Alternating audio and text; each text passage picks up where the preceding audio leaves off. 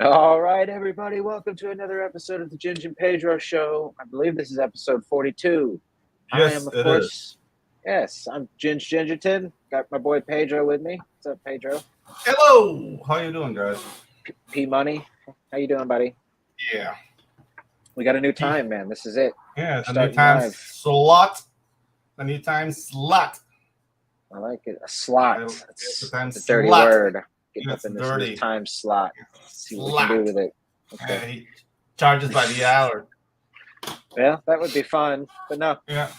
I do want to thank. We got a couple people early on in the chat here. Just Yep. a couple faces I want to say hello to. Jake Twister. I Oh, good. first. Okay, I just now put that together. Hey, well, Mhm. anyways, Jake, he's a great guy. We should all try to harass him to have him come back to the internet as soon as possible. He's taking a hiatus, but hope you're doing well, buddy. We got Mrs. Good Stuff with all that good stuff over there. The good stuff's due. It's Yeah. good stuff. This is good stuff. Yeah. Great That's the good supporters of the whole community. The good stuff. And great Okay. grillers, man. They're always sharing like stuff they're doing on their grill. Dude. Looks good, man.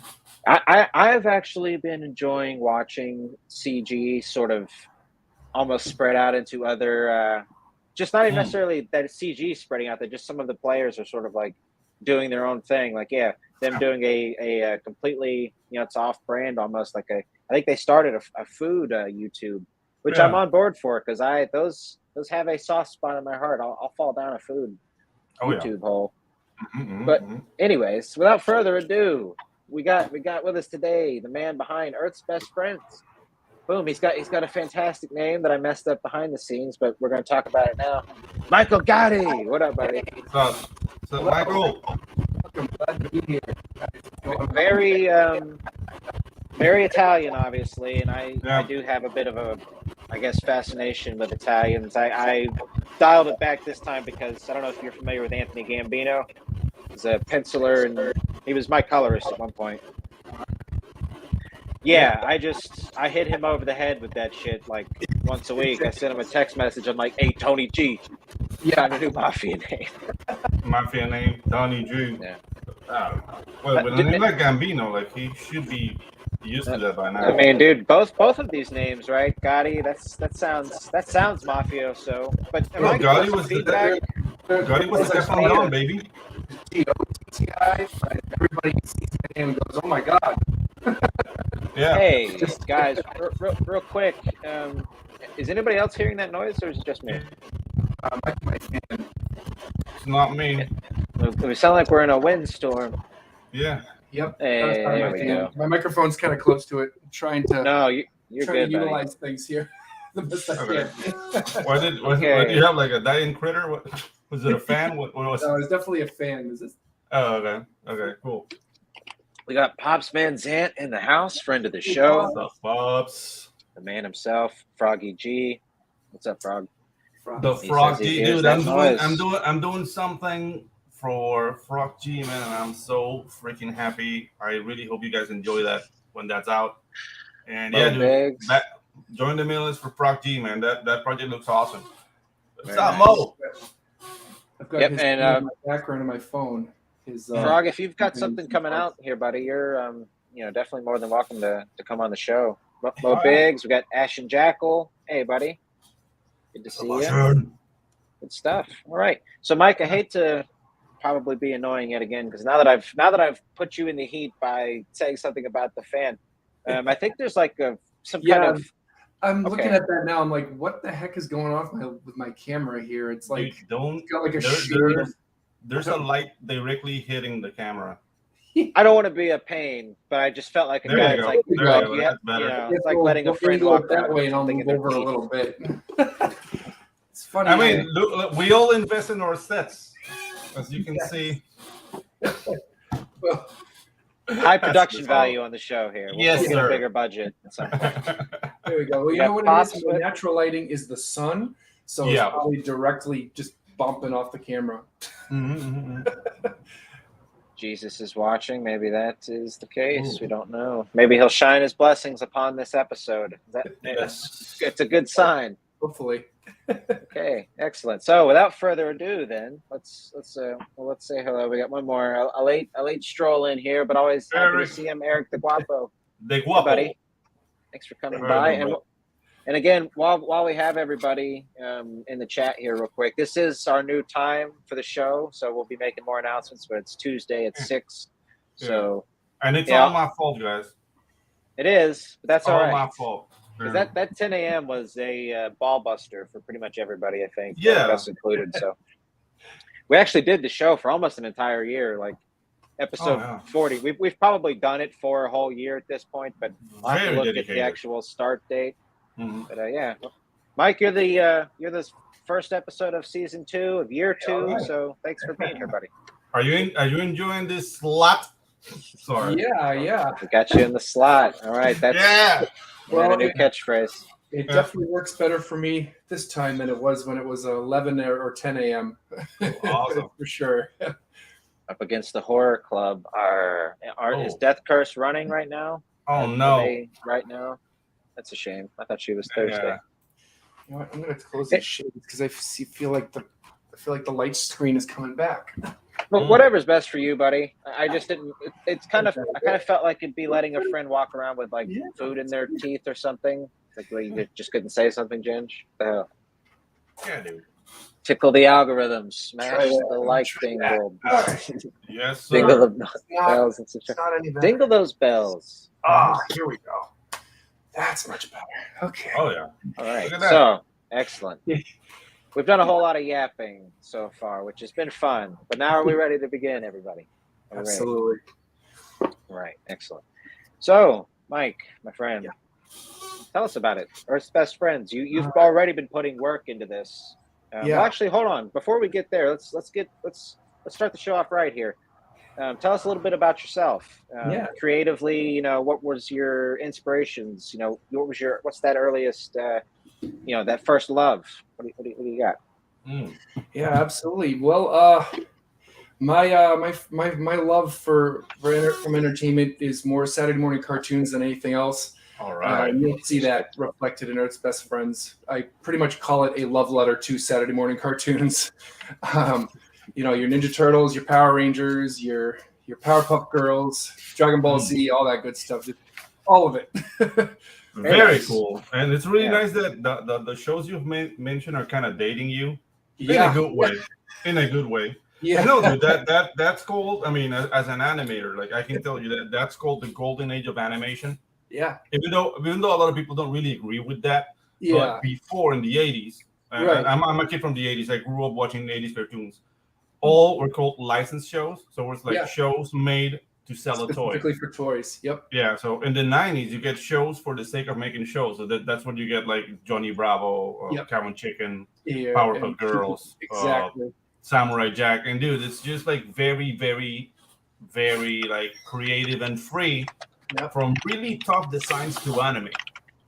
So I'm really interested because I haven't seen your project yet. I'm really interested to see how you grab that influence into comic book form. So I'm very, very excited. And by the sounds of it, we're probably the same age. I'm 30, and everything you just mentioned. I mean, it's probably the case for like a lot of just anybody growing up in that time period. But dude, that is certainly like Dexter's Lab. Dragon Ball Z. Courage the Cowardly Dog. I know, Pedro, you're not necessarily a big fan of Ed, Edd and Eddy, if I recall, but that show to me was hilarious. I'm old enough to almost work in Ed, Edd and Eddy. Oh wow! Dude, I'm old. And when I was studying animation, start on Johnny Bravo. So Danny Antonucci, the creator, was looking for cleanup artists, which is like at that time it was one of the steps in the process of making animation. So yeah, dude, like you say Ed, Edd and Eddy, I was already like 25 when that came out. So damn, bro.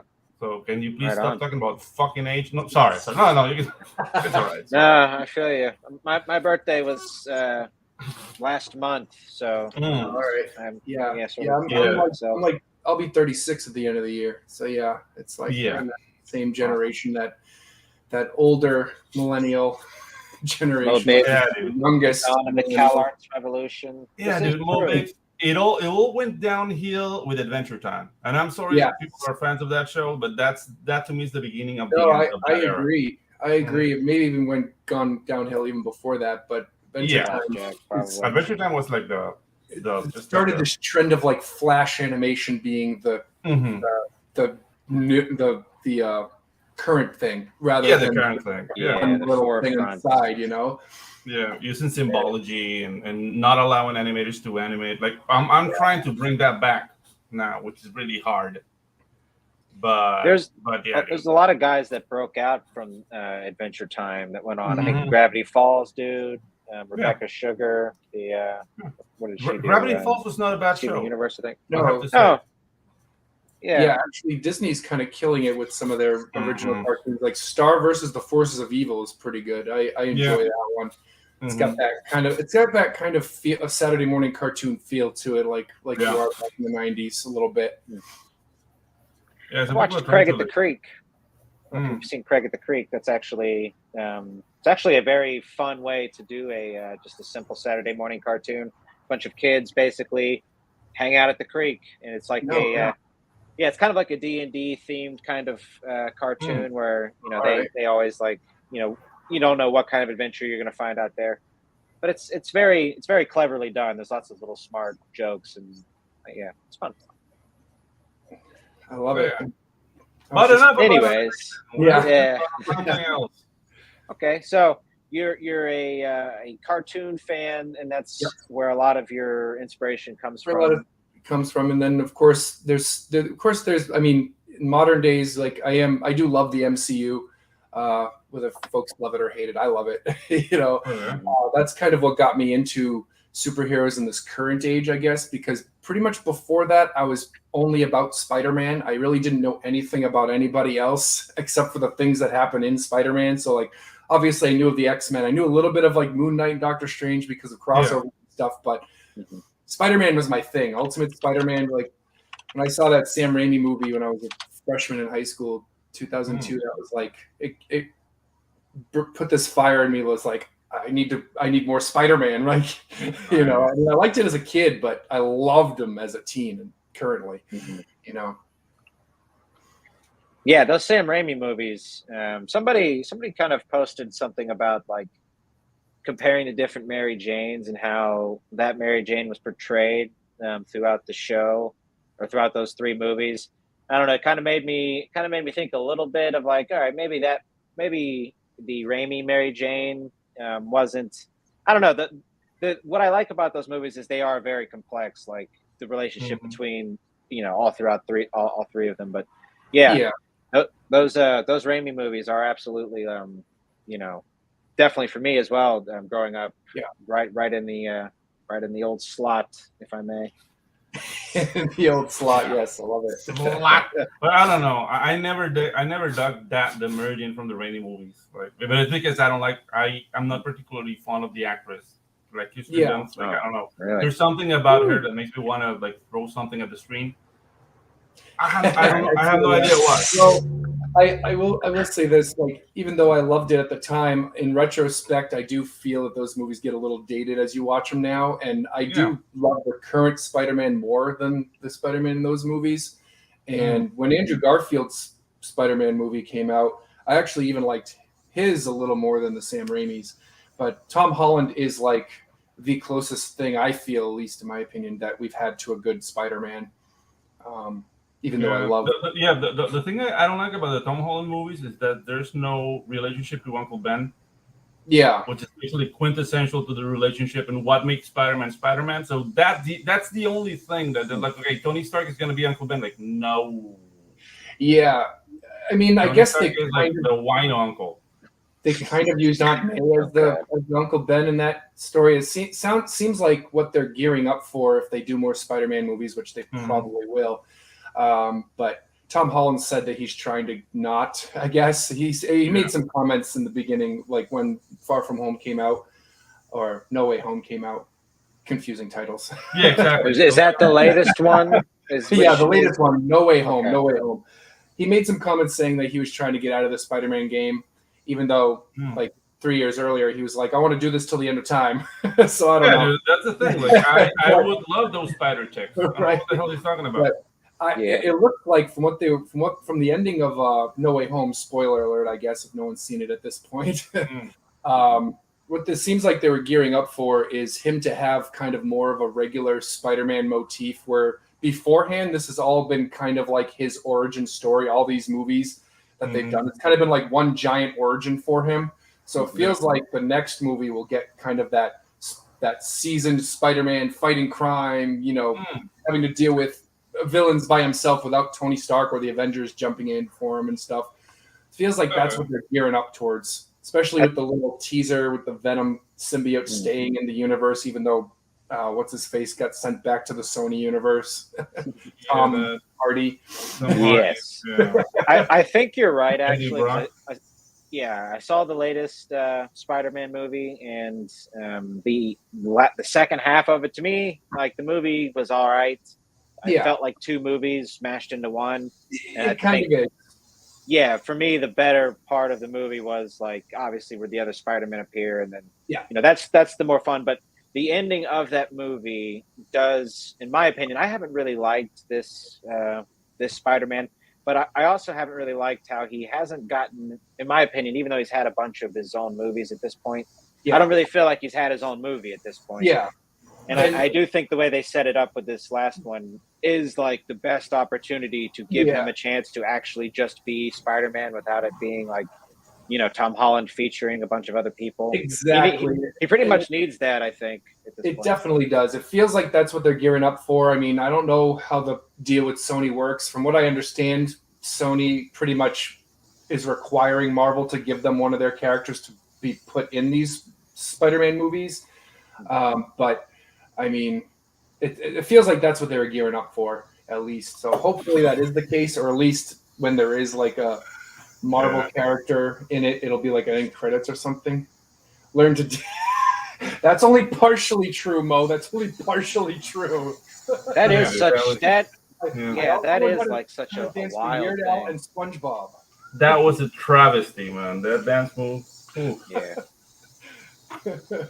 Okay, so yes, those. Oh, but all in all, but just for me personally, Sam Raimi happened to be just a massive influence. Anyways, Ghost House Productions, his horror company, and then obviously Evil Dead and all that, and the fact that he did the Spider-Man movies does kind of solidify him, I think, as like one of the everybody's sort of got their greatest directors, but for me, he's definitely on that list of just based off his body of work. But, Doctor Strange was pretty good too. It had. I mean, it was weird. It definitely had moments where it's like, you could definitely tell there was a director that wasn't Sam Raimi at one point. But the parts that you could definitely tell are Sam Raimi. It's like, this is basically him trying to do another Evil Dead through the MCU.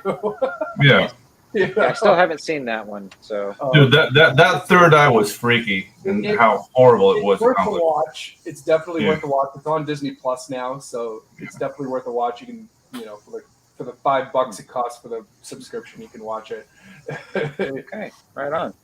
All right, so let's sort of dive back into this here. Okay, so we've sort of touched on your inspirations growing up, but let me ask you, what was kind of the deciding moment? What's your origin story about? What was that moment that made you pick up a pencil or put your finger to the keyboard? What was that? Well, what made you finger the keyboard? Okay. All right. Well, that's a different story for a different time, a different show. But that's the after hours. I've pretty much been writing my whole life. Like, even before I knew how to write, I was always making up stories for me or my toys or me and my sister or whatever. So it was kind of always in me. But as far as like story writing and stuff goes, my earliest time was, there was a dream I had that I kind of based the Earth's Best Friends off of from when I was in third grade. I turned it into a little stick figure comic because I can't draw, and I still to this day probably am just as good as I was in third grade drawing. But I originally called it Siamese Ninja Heroes because I had this dream where I transformed into this ninja cat and with these other two people, and I to this day, I don't even know who they were based off in my dream land. And I basically just took that idea as an adult and kind of merged it into a more adult, with an adult mind, and wrote the story, made the characters based off my kids instead of me. Yep. But was it third grade? I started writing little stick figure comics. Yeah, you can't beat stick figure comics, and growing up, that was something that I used to do. Like in sixth grade, was like the little stick figure flip books, and also I've told this story a couple times, but there was this kid who he was like, I don't know, he was just the most artistic kid in the class, and he was always coming up with really cool shit. One of those things he came up with was he just stapled a bunch of line paper together and started drawing dragons, and like was making like dragon magazines basically. And as a sixth grader, you could see how cool that was. Yeah, so I was right. like, fuck yeah, I'm about to, I started drawing them, and then he got mad. He's like, you can't do that. That's my thing. I was like, oh, fuck. Oh, man. I listened to two him. guys drawing dragons. Yeah, but I get it. He was just protecting his IP. I think now I understand now. But okay, so Neostar says, I used to do that with my action figures as well, EB. My younger cousins were my first creative audience. Also, your captive audience, I'm sure. I still have some of those action figures that my characters are based off of. Oh, very cool. Yeah. Dragon zines. Yeah, that's basically what they were. We made a lot of zines back in the day. Actually, you should bring that back. Like a dragon scene, like a Sports Illustrated of dragons in bikinis. Well, that's that. Now that's probably already out there. More than likely. Reptilian porn. Just dragons with huge bulges and asses. Yeah, exactly. Oh gosh. Okay. All right. This took a turn. So anyways. Sorry about that. It's all good. That guy missed out on an epic crossover opportunity. Completely agree. Mm-hmm. Now it's just merely a story and never to see the light of day. Okay. So let me go ahead and pull up the Earth's Best Friends website, because I do see you've got a couple little pieces of art here. But Mike, if you want to go ahead and share just before we get started here, because I'd like to kind of fast forward to the moment to where you sort of officially created Earth's Best Friends, and then from there we can kind of go ahead and hop on in. So Earth's Best Friends started with, like I said, that idea in third grade, along with a couple other things that kind of got merged into it. And then, so it was the initial idea started with Siamese Ninja Heroes, like I originally called it when third grade, with a different artist originally. But me and her were doing it. She was doing it pro bono, which was awesome. But I think she got overwhelmed. She had other things going on, so we had to stop the project. That was when I careful with the website. He's referring to some characters that don't have pants on. Is what. Good. Okay. But anyway. Hey, sometimes pants are overrated. That's right. Yeah, you need a dragon with a bulge. Pants are for maybe not. I don't think so. So I turned all the ideas I had, because I had written a lot of scripts for our project, and we'd only gotten through one drawing wise. So I took all my scripts and I turned it into a novel.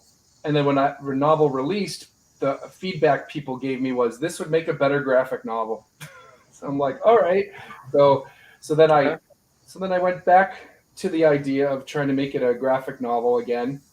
And I changed the name to Earth's Best Friends, because it's kind of a takeoff Earth's Mightiest Heroes, Earth's Mightiest Heroes, Earth's Best Friends. And that way I can make it like, it doesn't have to be one title. So it's like sort of this hyper feeling Ninja Heroes in it, but there's also Super Steak. There's also, Sandra's a bunch of different factions of superheroes and characters to get to know in this book, It's almost like an Avengers title, like similar to how it works, just as a broad thing. It's like if when Marvel has like Spider-Man, Thor, and Iron Man, and then eventually they come together in Avengers. It's like, I'm doing that, except it's all in the same book, rather than you have to buy 5 different floppies to understand how they come together. Oh, I hated that so much. There you go. Very nice. Keeps the chronology like less confusing and stuff. Oh, very cool. Okay, so could you tell us a little bit about the cast here? I'm not sure if we can see that, or if this is a good picture to. Yeah, go ahead. This is our variant cover from Shane Layton and John Durick. So the guy in red. So the bigger characters are the cats, the hyper feeling ninja heroes. We got Fury up front with the fire hands. Sky is in green. He's got a tornado going. And we have BB in blue doing the bubbles, and then Rosie in the back with the vine. So those are essentially our main heroes for what I'm calling season 1. They're kind of the focus, even though it is an anthology with other characters. They're kind of the focus. You'll see more episodes with them than you will other characters right now. And they're the ones based off my kids. So Fury is my nephew Jackson, BB's my niece Lacey, Sky is my son Celie, and then Rosie's my daughter Chloe. That's so cool, man. Yeah, so cool. Yeah, they love it. Very nice. Love it. My daughter tries to help me write, but bless her soul, she's just a little young to really understand. Because the other day she's like, I was like, all right, well, BB's angry and she's going to storm up. She's like, what should you do next? She should eat dinner. And I'm like, why is she eating dinner? She's about to go train. Like, she just suggestions that I'm like, that's cute, but I can't use that. Yeah, sorry. don't go the George Lucas route. Or you'll get Casper. Yeah, exactly. don't do it. Or the Spy Kids 3, was it? One of the Spy Kids movies was like that too. It's like, oh, my kid came up with this idea. No, Shark Boy and Lava Girl. That's what it was. Yeah, exactly. Yeah. Rodriguez made that movie for his kids completely, like based off their ideas. Yeah, so there is that pretty much the best thing that's spawned from that movie is that was it Steve Buscemi line where he's like, it's something, or it might be Spy Kids. It's one of the two of them where he says something like, "Do you think God is hiding because he too is afraid of what he's created?" Like, that's a line from which one of those movies I don't know about. He usually has some pretty good lines no matter where he is, but it's funny if you got him in one of those movies. But it is Robert Rodriguez, so he knows a lot of people. Since he's interesting. With Tarantino has all these guys too. Yeah, so, I didn't know he did. Was it Shark Girl and Lava Boy? Yeah, I'm familiar with the characters. I didn't know that was him. Shark Boy and Lava Girl. Shark Boy and Lava Girl, and Shark Boy grew up to be the wolf in Twilight. Actually, I like his work in Shark Boy and Lava Girl better than his work in Twilight. Okay. So then the bottom here, we have the villains. Some of the villains. We have Anubis, the guy with the Ankh on his chest there. And we have Harris next to him. That's like his right-hand man. The guy in blue is Jack Blade. He's the vice president of the world. He's not really an established villain per se, but you slowly, in the book, you slowly learn that he's definitely not a good guy. And then Dr. Quacko, looking as ever. I was going to ask, like, dude, you have a buff duck in the cast. And I appreciate buff ducks. I don't know, like, Howard the Duck is cool. Darkwing Duck is cool. So, yeah, I'm all about ducks. All right. Good point. Good one, Pedro. The joke about Dr. Quacko is he's a brilliant scientist, probably the smartest the world has ever seen, but nobody takes him seriously because he has that duck face. Yeah, exactly. And it's completely based off the Captain Underpants and the Professor Pippy P Poopy Pants. It's completely based off his story arc. The idea of nobody taking him seriously and he wants revenge on the world. Well, yeah, I mean, I'm tempted to, if it wasn't for the six-pack and the angry look, I'd probably just think he was adorable because he was a duck. Yeah, exactly. You gotta love ducks. That's what he hates. So, what age group is this aimed at? The story. So I'm saying this is all ages, family friendly. I mean, obviously, an adult reading this, you'll probably enjoy the love letter to Saturday morning cartoons. It's probably made for kids in elementary school between I'd say 2nd and 6th grade, give or take. Gotcha. Yeah. Because I'm getting this vibe of like very zany, like early morning cartoons. Like things you'll watch in your underwear while having ice cream at odd hours. Yes, eating your favorite cereal, sitting down. Yeah, exactly. Yeah. Those were the best times. Like, it's really those are definitely in large part, for me, some of the most inspirational times as a creator. I guess we talked about this at the start of the show, but I mean, definitely like my first book, Spells and Superheroes, was a big influence from Dexter's Lab. Like I went back and rewatched that show recently, and I loved it as a kid, but as an adult, holy shit, dude! You just he went so hard in just putting so much of what he grew up on within that show. It's brilliant, really. Oh yeah, I mean, Dial M for Monkey is probably one of the greatest things ever put on TV. That and the Crimson Chin; those are my two favorite fictional within fiction superheroes. Yeah, Crimson Chin, Fairly Odd Parents. Yeah. Yes. We got a new person to the chat here, Patty. Hey. Hello, Patty. Oh, Patty. Okay, that's my Patty. How you doing, there we baby? go. Welcome, Patty. Hello. Yeah. Very nice. Okay, Ash and Jackal. Thank you, buddy, for dropping that. The Shane Layton variant cover. Very, very good, bud. Okay, so I do want to ask, did your kids have any hand in the design? I know you said it was based off of some earlier ideas, but did you pitch them some ideas, or did they pitch you anything for the characters? For the characters, not really. I mean, I kind of took inspiration from things like Powerpuff Girls and Powerpuff Girls because of the colors mostly, Power Rangers because of the Sentai transformation kind of thing, and then the direct inspiration for that dream was an anime called Samurai Pizza Cats. Yes. Anyone's ever seen that? Yes. I'm pretty sure that I saw an episode of that, and that's what made me have that dream when I was in 3rd grade. Oh, yeah. Okay, that makes sense. Yes. Dude, the thing is, like, I saw Samurai Pizza Cats in Spanish, and the fox, the antagonist, the fox guy, what's called the Gran Quesote, the huge cheese. Yeah, the big cheese. The big cheese? That was the thing. Okay, cool. Yeah. Onward with the show. Okay, very nice. Yeah. So, let's see if there's anything else on your website we can take a look at here. There are some character art you can take a look at and stuff. Oh, look at that. Let's go to the.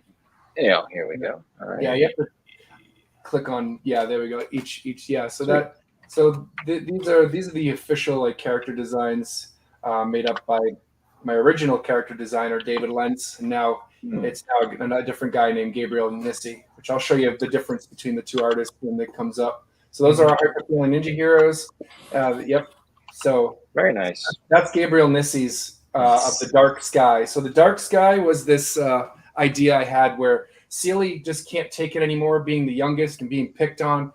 So he gets tricked by one of the villains, Sergeant Snake, to basically give into the dark side, and so that literally transforms him into the Dark Sky. And I ham it up. It's also the introduction to a character called Super Steak in that episode. Okay. So loving the names, man. Loving the names. I saw that in the chat somewhere. Somebody talking about Super Steak. Super Steak, yeah. Yeah. That was an idea I had in 7th grade, and I've just gone with it since. It's a fun name. People seem to love it, so I've definitely. Are we talking about a steak? No, he's actually just a kid. So the joke with Super Steak is, how there's that joke or meme with Superman where it's like, put on my glasses, Clark Kent. Take them off. Nobody knows I'm Clark Kent, right? Yeah. Mm-hmm. So I take that one step further with Super Steak, where literally his name in civilian name is Steak. His superhero name is Super Steak, and the only change that comes to him when he turns into Super Steak is he gets a towel wrapped around his neck with an SS on it, and his hair spikes up. That's it. But people are like, "Wow, where's Steak? Oh my God, it's Super Steak!" And nobody puts two together, Very cool. Okay, I just have to say, man, I'm absolutely loving the. Where do we go? Yep, and those are our my bad. Just the design on this is very fun. You can definitely see Batman is awesome. He's my current guy doing the character designs now, and that's one of his. And I love it. I love him. Could you talk a little bit about him real quick? Is he just your designer? Is he doing? He's my character designer. Yeah. So he's my current one. So the ones that you could tell that style is him, and the other style is David Lentz. So Anubis right there, that's David Lentz, and that's Gabriel. Gotcha. And so David Lentz did probably the first probably I want to say the first like 10 or 15 characters, and then Gabriel's done the rest. So there's a lot of characters that I haven't even revealed yet. So a lot of like the first few chapters are characters mostly designed by David. But yeah, there's the Scalper. He's in the book. He's in chapter 7, I believe. So I like the proportions of the characters. It's definitely got a Saturday morning cartoon, but it's almost got like a bit of an anime to it, which I mean, like maybe the WB Kids or like Static Shock, this kind of shapes and sizes. Yeah, he has a great style, great fit for my characters, and I want to see Sergeant Snake. Sergeant Snake, he should be. Yeah, there he is. I was going to say, look at that, man. Yeah, so that's Sergeant Snake. Pretty much, the staff is there because of Aladdin. Go ahead. Yes. Gotcha. Jafar. Otherwise, he's not really based off anything other than that. Like, I basically just make him kind of like this, I don't know, similar to like a G.I. Joe looking guy because he's a sergeant. And well, I was gonna say like it's a combination between Trap Joe from He-Man and Cobra Commander from G.I. Joe. Yeah, you could say that. Neo Star hopping in here. Kids WB. Now those were the days. I've heard horrendous things about their practices, Kids WB back in the day, but certainly the lineup that they had was, I mean, they were on point, dude. Great cartoons, but working for them was, I mean, even Nickelodeon is guilty of it being terrible for people to work for. The working in animation will destroy your dreams and hopes, and everything in between. Because, dude, it's just slave labor. Yeah, it really is. And Disney's doing it now, even in the MCU with the animators for the CGI. Like, they're not paying these guys well enough. They're expecting the world and giving them very little. They have always done that. Even when Walt was in 1942, there was a huge strike because people were not getting paid or and that's how animation, like what was discovered in Disney Studios, spread to all the studios, and that's what you got, like Hanna-Barbera Universal, Metro Goldwyn Mayer, all they started like Disney animators, and they basically elevated everybody's like status. Yep. But they got paid better. Yeah. So I don't know, man. Like people love Disney. I love Disney myself, but to me, that I will never work for those guys. No. Never want to work for any of these companies. It's best to be independent. Yeah. Exactly. Lexter, oh, sorry, I didn't mean to cut you off. No, go ahead. No. Lexter is based off Kenan Thompson. Based off a character that he played on All That. All right. Great theme song. Yeah. My whole life, I thought his name was Lexter, Lexter Oaks construction worker. But then I watched it recently, and he's actually Lester, not Lexter. So, like, fine, I'm just keeping it Lexter. That way, it's not a complete copyright infringement. There you go. Gotcha.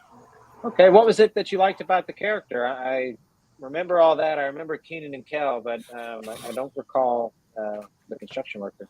Yeah, he didn't do too much. Like, it was kind of a reoccurring thing. You'd see a few times, like you see him in a Good Burger sketch, you saw him in like some game show sketch.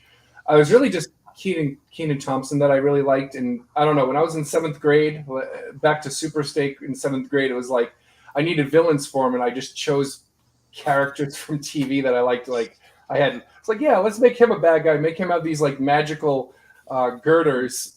All right. Yeah. It was, I don't know. Interesting. Okay. Yeah. No, I mean it's an interesting route to go. Evil is this character evil? Lexter? Is he a bad guy? He is a bad guy. I do kind of I do, well, not in the first book, but I do kind of eventually give him like this backstory where it's like he got tricked into being a villain in a little bit. It's like Anubis kind of gives him a deal he cannot refuse. Kind of like a mafia kind of thing. It's like, let me give you something you cannot refuse, All right. And it's like, well, that is a lot of money, And so then he kind of becomes a villain because of that. A little shout out to Pops here. There are 6 spots left for Comic Con. Get on Comic Con. Get your project. So let me quickly Look at that. And there he is, Dr. Quacko. He's the only one that has been designed by my previous artist when it was Siamese Ninja Heroes, Olivia Arrington. So she was the original artist I worked with, and I asked her, and she graciously is allowing me to use her design for this comic as well. So I think we've learned something about Pedro here on the show today. I'm sensing a fondness for ducks. So maybe Patty, if you're still here, get Pedro a duck. Yeah, give me a pet duck. Well, then you got to talk to George Medina because he's got a superhero duck that you'd probably love. Nice. Wonder Duck. Wonder Duck. Nice. Yes.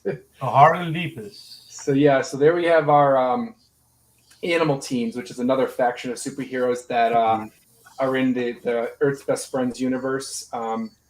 So he transforms into a rabbit. So unlike the hyper-feeling ninja heroes, which transform and pretty much just have their powers based on magic, these guys, the animal teens, run into their powers by accident, kind of similar to how what happens to like the X-Men when they first get their powers. It's like it just happens, and while they're teenagers or whatever. And so the second chapter, you see Harlan Lepus. He's running. He's a football player. He's running, and then all of a sudden he starts transforming, and his legs become rabbit legs, and he just zooms across into the end zone. Nice. And that's how he wins the game. Very cool. Oh, okay. So this is what Mo was talking about when he said this is a kid's show because he's got no pants. Okay, let me ask Chris. Okay. Check out your poly count when you do booleans, because Blender is not fond of like high poly count booleans. So maybe that's why it like froze on you. But just checking, like I'm not aware of what you're doing. But normally when I do booleans, I go from low poly count and then I start adding polygons after. I don't do booleans like with huge forms. Sorry about the parentheses. I just saw the question. Like, it's all good. Yeah. I thought it was made up nonsense words. No. It's a real thing. Blender is a CGI open source software platform. Very, very good. You can do very good work there, but it has its limits. And it's very, I don't want to say it's moody, but it is moody. So save a lot.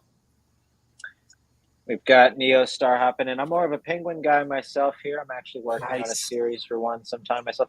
I love penguins as well. I also love sloths. I think I told this on the show as well. Yeah, like 10 years ago, I just Googled it randomly, and I was like, baby sloth for sale. And I'm like 2 hours from Pensacola. Yeah, and there's an exotic pet store in Pensacola. And I could have got, this was like probably 10 years ago now, I could have got a baby sloth for like, I think it was like $800 or something, maybe like 13 or something. I checked again last year, and it's now like, it was like just under $2,500. Oh, so dang. The cost of baby sloths have gone up. So if you guys are looking to make a purchase, you can't buy them. You can't buy them in Panama. They're a protected species. Like you can't really buy sloths. Like you see them everywhere. Really? Crossing the streets, like staring at you. That is the coolest thing in the world. People help them. Like when they say like they're trying to cross the street, like people stop their car, they'll pick them up and put them on the tree. But you can't go to a pet shop like, hey, give me a sloth. No, give me a sloth. Like you can't. Sloth. Yeah. It's not very common here either. It is an exotic pet store, and I think you do have to have a license to have a sloth here in Florida. But probably, let's see, Eric the Guapo sloths are cool. He was my favorite character in the Goonies. Good one. Somebody get this man a Baby Ruth. Yeah. He didn't move quick enough to get a baby. It's true. I was too slow on it. It's good to see what you did there. Yeah. They are hilarious. They're adorable. They move so slow, and you just want to give them a little smooch. Put them back on a tree. They've always got that look in their eye where it's as if they've seen you naked. I know what you look like, but I'll be quiet about it. That's just between us. Okay, so who do we have here? So Jamie, we got there's Jamie. She transforms into a pigeon. She's also kind of a geeky girl, kind of like she's more like not a geek in the sense of like science and stuff, more like a geek in the pep rally, student council kind of way. But she's got the geek look to her, and she gets picked on by the popular girls and stuff like that. Okay. And her transformation, I'm in the chat here. Yeah. So what happens to her is she's actually being picked on by the popular girls when her powers come out. She actually kind of like jumps into the air and like flutters a little bit. Nice. And it's like, yes, you're nothing but a tramp. Yeah. And then she runs to the bathroom and has her big. Eric, you can't take sloths home. That's illegal. So yeah, they're a protected species for some reason because there's a lot of them.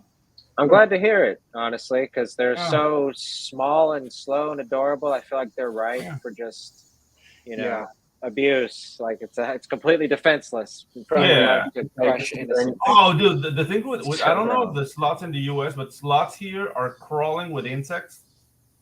And I don't think we have them here, naturally. Yeah, and that's the thing. Like that's their defense mechanism. That and their stench. Okay, very good. Well, I'm glad to hear it. I hope they shit all over your hands. Exactly. Okay, so let's carry on here. We've got Scott Luther, the emo kid.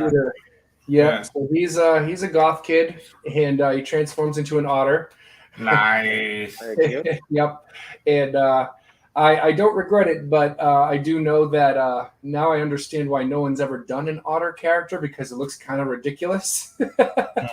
But I'm going with it. It's fine, Yeah, it's not like the most emo of critters, but yeah, I can see how. Yeah, no, they don't. Okay, no, an otter again, a very cute animal. You've tapped into the cuteness of the design and the approach you're trying to get across. Oh, that's so cool, man. And then we got Sheila who turns into a mole, and so her and Scott they already have their powers when the story begins, and they kind of coach Harlan and Jamie through it. And then this is just talking about the legendary stones.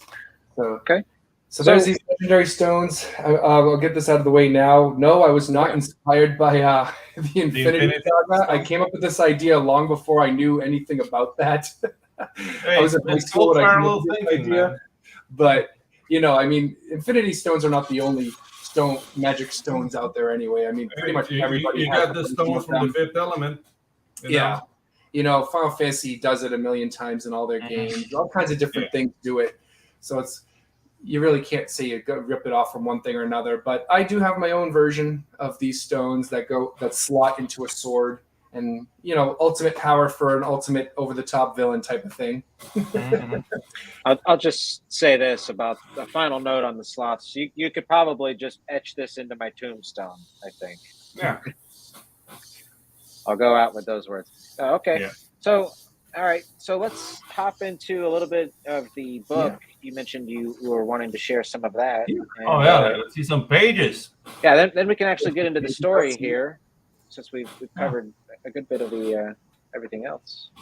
Absolutely. Okay. So we got the chat being rowdy today. I like it. Thanks. Thank you everybody for showing up.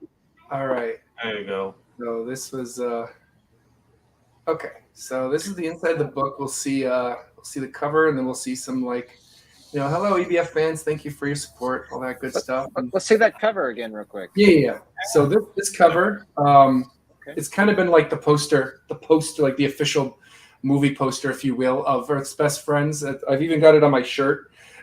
Nice. Yes. Very cool. It's awesome. It's got this anime feel to it. It's made by this person, Neo Walker. I think that's her pen name. I'm not sure what her real name is, but shout out to Neo Walker.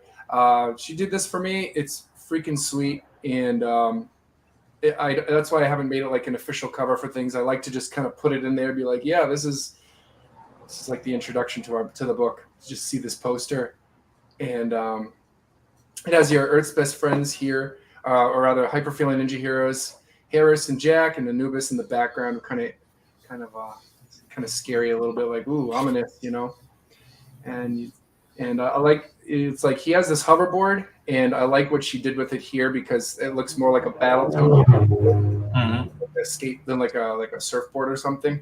Yeah, like riding the top. Yeah. Yeah, exactly. It's like rad or a top. Yep. Rad is the appropriate word, I think. Yeah, it's rad. Rad. Like we're back in the 90s, exactly. Yeah, exactly. Let's do it. It's so bad. Yeah. Then I'll probably replace this with an ad for somebody's comic, but for now, this is my business card inside the book. Do you do all the design and putting the book together and everything? Yeah, so I do all the construction of putting things together. I did all these pages as well. Obviously not anything with real art on it, but I do all this stuff and business cards and I even constructed these covers. Although my main artist drew it, I basically zoomed in on a panel and turned it into a cover. Very nice. Pretty nice. So, chapter 1's called Tornado Trouble. So then we have our credits page, right? It's like Earth's best friends. You see that at the beginning of every cartoon, like Earth's best friends in tornado trouble. Nice. Right. Yeah, just Earth's best friends episode. in tornado trouble. Yeah. And then so now we have our introduction to our kids not transformed. So there's Jackson, Chloe, and in the background Lacey and Sealy. Although I'll get a better picture of them here. Yeah. So Lacey, Sealy. In real life, he doesn't have blonde hair, but this character was designed when he was a baby and a toddler. He did have blonde hair, but now it's darkened. So there you go. But yeah, so I've taken. They're based off my kids, but they're still different from my kids. These guys are twins. These guys are twins in the comic because it's just easier that way than making them all cousins and siblings. So it's like they're all brothers and sisters, and these two are twins. And Chloe's 3 minutes older, but Jackson's the leader, and that actually becomes kind of a conflict for them later on in the series. So then you have this lockdown situation. There's a bank robbery, and we think the robbers might try to use the school as a hideout. It's kind of a ridiculous statement if you really think about it, but that's what I'm going for: ridiculousness and just over the top fun entertainment. That's crazy, but let's go with it anyway. As long as you can, that's really the key to selling things that would typically be unbelievable. It's just going full bore into it and not really even giving somebody time to question it. It's happening. Exactly. Leave them dizzy. That's and so we just jump right into it. It's almost as if this is not the first episode they've been in, because they're just talking as if the reader already knows what they do. Like, this is awful. We got a transformer. Not with everyone watching. They all just look at him. What? Quiet. We need a distraction, and you're it. Oh, man, I hate being the distraction, but you're so good at it. Fine. So he just says something ridiculous to get all the kids to look at the window so they can transform. Look, it's the bank robbers wearing George Washington masks, riding unicycles. nice. It's inspired by Fozzie Bear on the Muppet Babies. He would just say ridiculous things, and everybody would go, "What?" Waka waka waka. Yeah. So then, of course, they trample him. Ow! Jackson helped him up. Thanks, buddy. So then they have, "Let's get ready for action." That's kind of their tagline. As nice. What they say. Kind of like their version of "It's Morphin' Time." Okay. And then I always picture Tom Penny's narration voice for this. The fiery, fierce Jackson transforms into Fury, the fire-fisted feline. Okay, I have a question. Are you mentally playing very 90s rave music as they transform? 90s what? like that electronic music from the 90s. When they're transforming. Do you have a music sequence for them? Oh, that's a good question. I don't know. I guess I kind of picture the music from the Powerpuff Girls just because I picture that narration. Yeah, exactly. Right. That's the thing. I'm seeing this sequence and I'm picturing music right away in my head, something very pump. Yeah, it's very electronic. Dun, dun. Yeah. Very cool, man. Yeah. And then they're here together. They are the hyper feline ninja heroes. And then, so then we have the introduction to our villains a little bit. They're just watching them on this TV. And it's funny because the TV is never the same twice in any scene. And that's what I love about it. It's inconsistent to be inconsistent. It's maybe some people don't like that, but it's fun. And what the devil? So that's legitimately a reference to Ninja Turtles. When Shredder first notices the Ninja Turtles, he says those exact words. What the devil? So then we have some dialogue where they're before they fight the bank robbers, Sky and Fury are fighting over the words evildoers. He's like, "Are you serious? You went with evildoers? What? It's an applicable plural noun." And then Rosie has to snap them out of it. Ahem. Right. Anyway, everybody, let's do these things. So you do this, you do that. Let's get them right. And so they put all their right. That's so Sentai also. Like, yes, it is. It is nice. Right. Mm-hmm. They're chatting, and it's like, come on, we got to fight now. And the bad guys are just like, yeah, let's just watch them have this argument. Let's not do anything. Let's allow them to organize. Yeah. Do you have a putty type character? Just I have Dr. Robot's Robo-Ducks. I guess there's a kind of similar idea. Like when you do these kind of things, especially when kids are your audience, you have to make sure that the violence is not violence against actual humans. And when it is against humans, it's never like showing blood or guts or anything like that. So like right here, it's like you don't really even see them punching them. All they've really done is like blown away by bubbles and wind, and they're hit with tied up with vines. But then later on, you just kind of see them on the ground being taken away by the police. You guys are all washed up now. Just shh.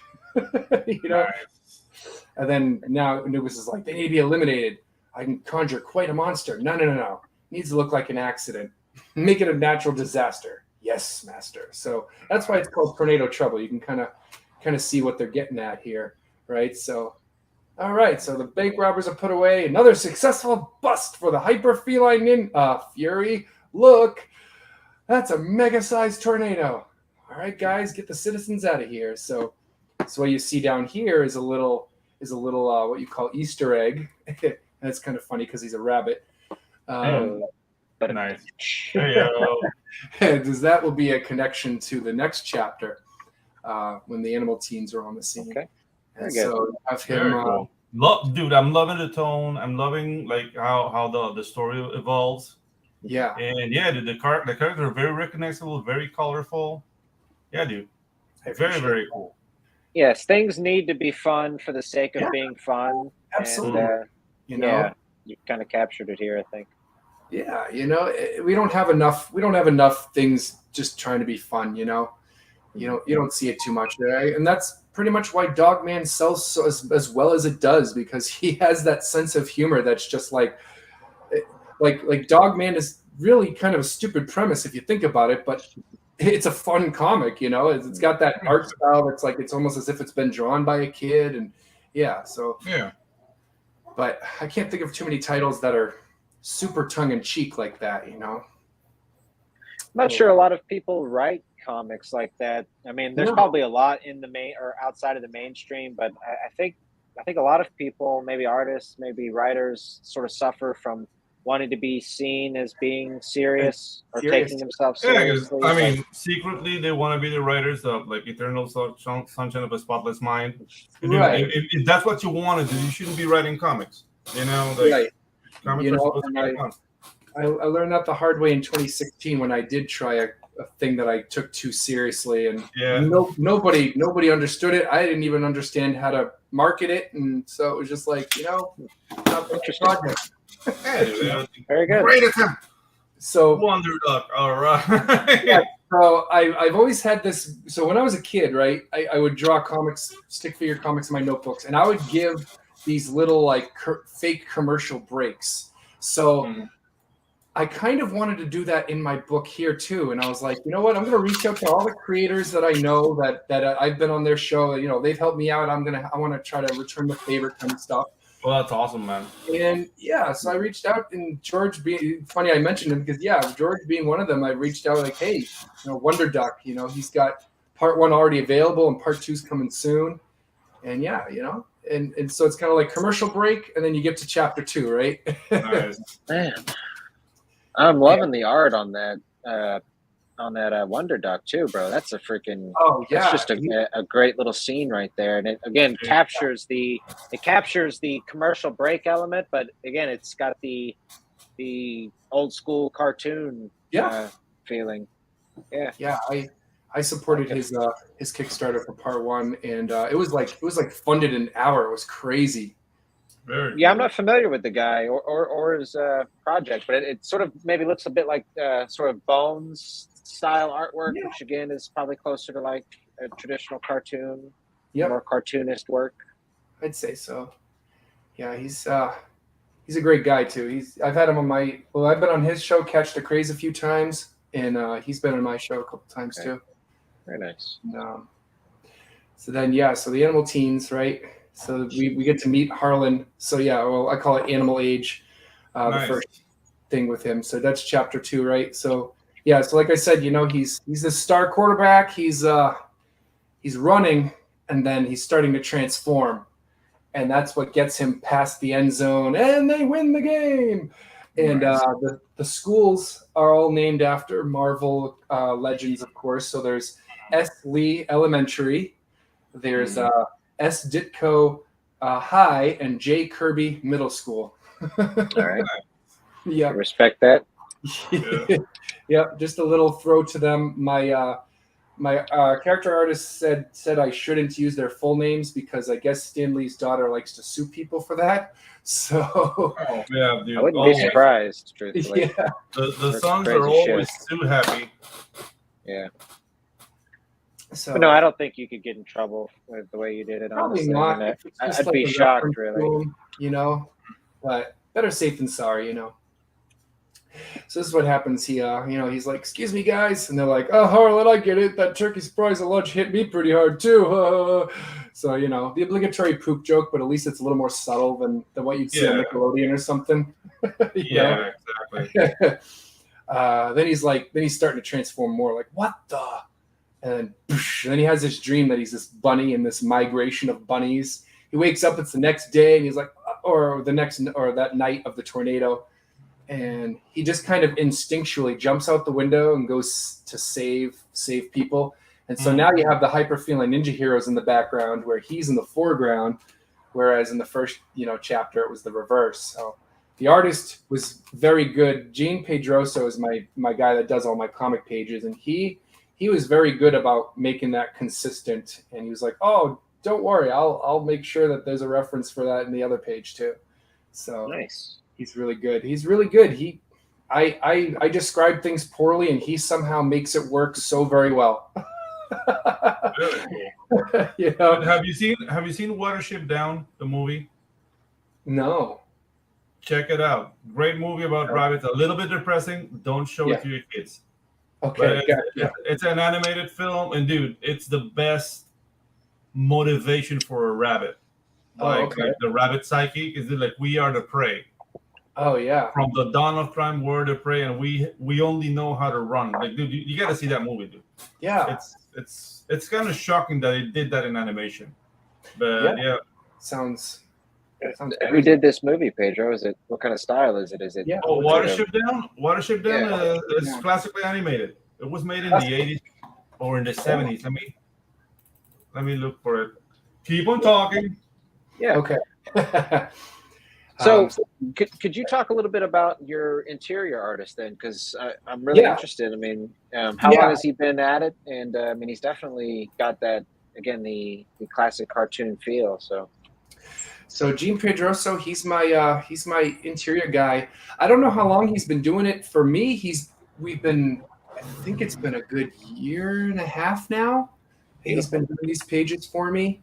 It all started when I saw him advertising on Facebook, and the characters that he drew in his style was Street Fighter, and I already have a love for Street Fighter characters. One of the Saturday morning cartoons I used to watch, right? Very nice. And I played the video games too, but I love the cartoon, that and Mortal Kombat. But anyway, so that caught my eye, and then I was like, he has a really good style. And at the time, funny enough, when I started this project, I actually had a different team altogether doing this for me. And when I saw him, I was like, wow, I got to have you draw my characters. And so I actually created a non-canonical 4th of July special. Hopefully this doesn't cause any seizures scrolling down this fast here. But but slow it down a little. But because it's right at the end of the book. That's just the Pedro show. So. Sorry. You're good, buddy. Okay. So 4th of July special. Oh, I'll get back to that because that's awesome too. So this was the very first page he ever did for me, and I was just like, yep, this is the guy. This is the guy I need to be doing my interiors from now on. And I even had him, so I had my first team do the first chapter for me, and just recently I had him redo that chapter for me in his art style. So now my book is completely his art style. Because beforehand I had very cool. Yeah, and I mean I love it, and he's a great guy to work with. He's very fairly priced too, so everything just worked out with him. And yeah, this 4th of July special is pretty much the epitome of over the top nonsense. It's the 4th of July, and our heroes are enjoying their backyard on this patriotic holiday. But just then, the British Brigade attacked. Taxes for everyone. Nice. Benedict Arnold. In the red coats. The red coats. He's destroying their 4th of July fun. He shoots their drone. He puts out their sparklers. Let's get ready for action. So naturally, because it's 4th of July, they have to go America. Nice. And he goes, no, not the patriotic power of America. And it makes me laugh every time I read it. Hey, let freedom ring, Arnold, and just he punches them into fireworks, and yeah, it just very cool. It was after I saw that he was very talented with my characters. I was like, yeah, I need you to draw for me. I need you to be the guy. And so after those 10 pages, I was just like, hey guys, thank you, but I'm going a different way. They were like, that's fine, hit me up if you want to work together again. It's like, we'll do. And yeah, okay. So that's the story. The film was made in 1978. Okay. Watership Down. Yeah, check it out. Very nice. Different approach to animation. I might message to myself. Oh, you'll see all that. I'll do it later. You'll see everything I do. All right, but yeah. So I'll get back up to what I said. So Gabriel Nissi, how I found him was he did this for me as fan art. Oh, very cool. Yeah. Right on. And after I saw that, I was like, I need this guy to draw for me too. I need to hire this guy. And luckily, just happened to work out that Dave Lentz, my other character designer, was getting too busy for me. He ended up getting a lot of work with like magazines and stuff. Mm-hmm. So he was like, sorry, I really don't have time to do any more characters for you. And I'm like, is it cool if I find somebody else? He's like, yeah, go for it. So perfectly set. He sends me this and I'm like, Gabriel, I need you to work for me now. This is the coolest thing I've ever seen. Not only that, but fan art. I mean, right? It's pretty awesome. Yeah. Lots of action. I forget the name of the red one, but the way they're basically like in midair, almost look like they're jumping at you. It is. Yeah, it's Fury, Rosie, BB, and Sky. Okay. He put Sky front and center, which is funny because Fury's the leader, but Sky does kind of get the most character development. I kind of accidentally did that for just writing it naturally. It was like, oh, I realize we always have a favorite son. Yeah, that's what it is. And the dark sky being a good pun for weather, so I couldn't resist giving him that dark alternate personality. So you're in it for the long haul with these characters, to say the least. Absolutely. I've got nothing but time. I mean, well, as long as I live, right? But I mean, nothing but there's like no rush. It's not like I have a deadline for like how many books I need to do in X amount of years. It's like, I mean, as long as I can afford to keep doing this, I'm going to keep doing it at the pace I've been doing. I just hope people don't get impatient because it does take a while for me to get books out and things fulfilled. I actually just fulfilled everything from my February Kickstarter. Oh, okay. Very nice. Congratulations. Thank you. Appreciate that. Yes, that was my next question. Because we're getting ready to wrap up the show here. So going forward, you mentioned a Kickstarter. Are you planning on releasing anything on Indiegogo at any time, or another Kickstarter at some point? Or I am actually thinking my next crowdfunding might be Indiegogo. I mean, Kickstarter has been successful for me thus far, so it's kind of like if it ain't broke, don't try to fix it.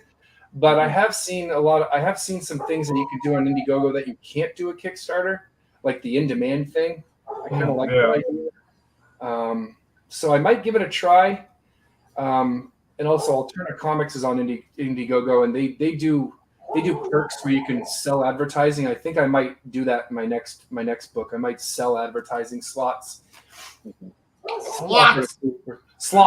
There's the word again. Magic word again. Where's that Pee Wee Herman clip when you need it? Oh, you said the magic word. Yeah. Hey, last season, if you want to call it that, our words was mensch and magoo. Magoo, two words. We're throwing around for a minute. There's slot. That'll be. Just get that tattooed on my ankle or something. I don't know. Yeah, exactly. Slot and sloth, right? Yeah, it's a slot. Okay.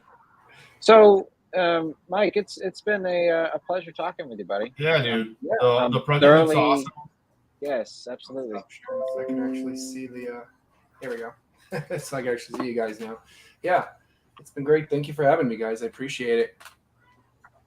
Say hello to the chat real quick, or say goodbye. I should say we got Chris Fisk saying, "Hell yeah, I bought ad space on Alterna's winter campaign. Great company, absolutely." Pete's, oh yeah, they're in the same state as me, New Hampshire. I didn't even know that until I looked into them. I was like, "What? They're in New Hampshire? How did I not know this my whole life?" Yeah. Very nice. I always feel some strange connection to Florida creators. I'm like, hey, we were from the same state. Yep. Yeah, you feel like you have more in common because you're in the same state, you know? Yeah, dude. I feel an affinity to narcs because I live in Central America. So that's what people do down here, sell drugs. But it's good. Did you guys feel affinity to my artist, Gene Pedro, he's in Brazil. I don't know if that's quite Central America, but... No, it's South America. It's South America, so yeah. They speak Portuguese, but yeah, same thing. Yeah. Same thing. Chris says he's a fellow Granite Stater. Is that Chris? Yeah, that's New Hampshire, Granite Stater. Yep. The Granite State. Granite State. Yep. Okay, so Neo Star, just want to say thanks for coming by, buddy, and that yes, in fact, you can. Yes, it's always sir. listed as a perk. Very nice. Okay, so who do we got? Frog G, thanks for coming, buddy. Consistently and consistently. Yes. Yes. It's actually not a bad way to go about it. And I think, honestly, you're probably a clever enough guy to, like, over time, build a sort of back narrative to those television shows. I mean, that would just be some fun. Oh, yeah.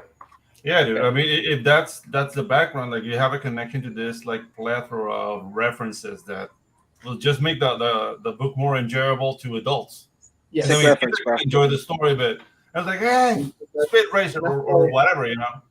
Exactly, and that's why I say all ages. You know, I don't try to say it's only for kids because the parents buying it for their kids can enjoy it too. You'll definitely understand some references to things that the kids probably won't understand.